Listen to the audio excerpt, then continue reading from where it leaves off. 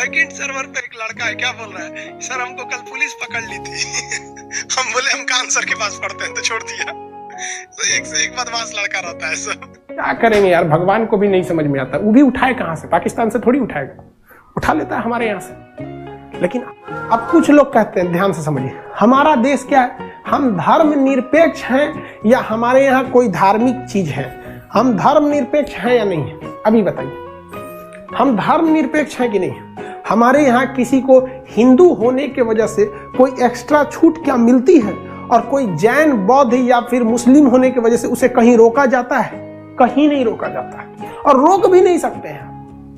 समझ में आ गया कि अब तुम खुद नहीं पढ़े होगे तो अब कोई पंचर साट रहा है, कोई मुस्लिम है, कहेगा कि चलिए चलिए राष्ट्रपति बना दे। अरे भाई, आपकी पार्टी अगर चुनाव जीतेगी तो आप प्रधानमंत्री भी बन सकते हैं। तो आप बन जाइए। 3 तो मुस्लिम राष्ट्रपति बन गए, ज्ञानी जैल सिंह बन गए, सिख राष्ट्रपति बन गए। कौन नहीं बना यहाँ पर? प्रधानमंत्री कौन नहीं बना? मतलब हर तरह के लोग बन गए, यहाँ कोई नहीं रोका गया। जबकि पाकिस्तान में स्पष्ट है कि कोई वहां पे मुस्लिम के सिवा राष्ट्रपति नहीं बनेगा, मुस्लिम के सिवा प्रधानमंत्री नहीं बनेगा। उसने अपने देश को इस्लामिक देश घोषित कर दिया। उसको लगा कि हम तो एकदम अब राजाओं की तरह जिंदगी जिएंगे हम, अब हमारे पास आसमान से हूर आएंगी, सब पता नहीं क्या क्या आएंगी, सब इस्लामिक राष्ट्र बना देंगे। तो लो बन गए इस्लामिक राष्ट्र। अरे यार, हम भारतीयों की संस्कृति इतनी जबरदस्त है ना कि सांप को भी हम लोग दूध पिलाते हैं नाग पंचमी के दिन में। सांप को भी दूध पिलाते हैं हम लोग। राक्षसों के गुरु को हम लोग ने आचार्य की उपाधि दी थी। इतनी महान संस्कृति हमने शुक्राचार्य कहा था। और हमारी संस्कृति, हमको नाज है अपनी संस्कृति पर। हमें पूरी दुनिया में सबसे अपनी अच्छी भारत माँ की संस्कृति लगती है कि हमने वसुधैव कुटुंबकम कहा था। स्वामी विवेकानंद की जो थे, उन्होंने पूरे भारत को, पूरी दुनिया को एक भाई और बहन की तरह देखा था। पूरी दुनिया को पहली बार स्वामी विवेकानंद ने देखा। और हमें नाज है ऐसी संस्कृति को। और हाँ यार, स्वामी विवेकानंद की जन्मस्थली, मतलब आज जन्मदिन है, हम स्वामी विवेकानंद को बहुत रेस्पेक्ट करते हैं, एक्स्ट्रा रेस्पेक्ट। हमको उनको कुछ चीजें बहुत बेहतरीन लगती है। आपको स्वामी विवेकानंद का बहुत चीज अच्छा लग सकते हैं। हमें सबसे बेहतरीन लगता है स्वामी विवेकानंद का जो इतने सादा जीवन में रह गए। मतलब कभी उनको नहीं देखेंगे कि कोई मतलब हम इतने बड़े आदमी हैं, हमको ऐसा कपड़ा रहना चाहिए, हमको ऐसा, सादा जीवन में रह गए।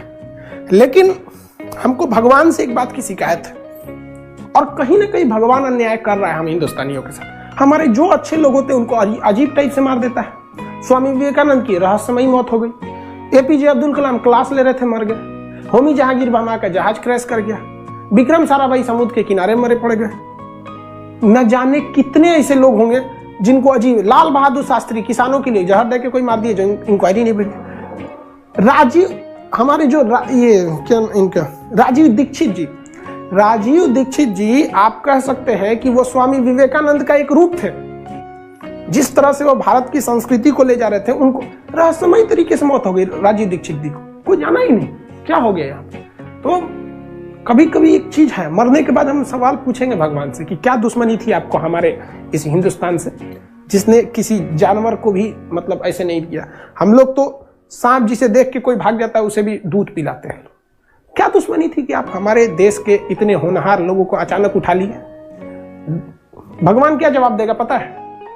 क्या जवाब देगा पता है? यार, अच्छे लोगों की स्वर्ग में घट गई थी, तो दुनिया में बाकी जगह अच्छे लोगों की कमी है, तो कहां से उठाएं?